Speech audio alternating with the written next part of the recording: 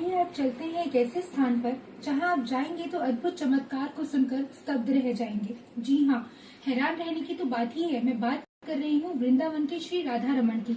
आइए जानते हैं ये कैसे प्रकट हुए। कई सालों पहले की बात है। वृंदावन में गोपाल भट्ट गोस्वामी जी बड़े ही प्रेम से कृष्ण जी को मानते थे। एक दिन श्री चैतन्य महाप्रभु के आदेश पर वो नेपाल की यात्रा करने निकले और नेपाल में जब वो गंडकी नदी में स्नान कर रहे थे, उसके बाद उन्होंने जब अपना कमंडल जल में डुबोया तो 12 शालिग्राम की शिलाएं उनके कमंडल में अपने आप भरकर आ गई। जी हाँ, 12 शिलाएं। धीरे धीरे वो 12 शिलाओं का पूजन करते करते भगवान को अपनी ओर आकर्षित करने लगे। एक दिन एक बहुत ही ज्यादा अमीर सेठ ने सभी लोगों के लिए वस्त्र और आभूषण बांटे और उन्होंने कहा कि गोपाल भट्ट गोस्वामी जी आप भी अपने श्री कृष्ण के लिए वस्त्र और आभूषण रख लीजिए। तो गोपाल भट्ट गोस्वामी ने वो आभूषण और वस्त्र, क्योंकि सेठ की इच्छा थी इसलिए रख तो लिए, किंतु उनकी पूजा करते करते वो भगवान के आगे कहने लगे कि आप तो शालिग्राम रूप में हैं, ना मैं आपको वस्त्र पहना सकता हूँ, ना आपका श्रृंगार कर सकता हूँ, तो ये वस्त्र और आभूषण मेरे किस काम आएंगे।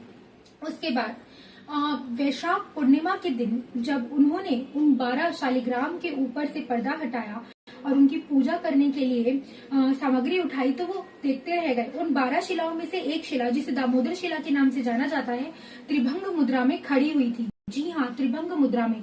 यह मूर्ति किसी कलाकार ने नहीं बनाई है, यह स्वयं प्रकट हुई है। इन्हीं के अंदर 3 वृंदावन के ठाकुरों का रूप पाया जाता है। इनके जो चरण है वो मदन मोहन जी जैसे, इनकी जो शक्ल है यानी जो मुखारविंद है वो गोविंद देव जी जैसी, और जो इनका वक्ष स्थल है वो गोपीनाथ जी जैसा पाया जाता है। इनके साथ राधा रानी की प्रतिमा नहीं पाई जाती, किंतु इनके बाएं और राधा रानी को महसूस किया जाता है और ये राधा के प्रियतम भी कहलाते हैं। 480 साल पहले जब ये मूर्ति प्रकट हुई तो वहाँ पर साधुओं ने, संतों ने मंत्रों से एक अग्नि को प्रकट किया। न ही उसमें माचिस जलाई जाती है, न ही तेल डाला जाता है, पर वो अग्नि आज भी प्रज्वलित है और ये बात एक रहस्य बनी हुई है। या वैज्ञानिक राधा रमन जी के मंदिर जा चुके हैं, उस मूर्ति को जगह जगह से परख के देख चुके हैं, किंतु उसमें हथौड़े का और ऐसा कोई भी निशान नहीं पाया जाता जिससे ये पता चले कि उसे बनाया गया है। और कहा जाता है कि जब कलयुग का अंत होगा तो उसी के साथ इस अग्नि का भी अंत होगा और आज भी इसी अग्नि पर वहाँ पर खाना बनाया जा रहा है।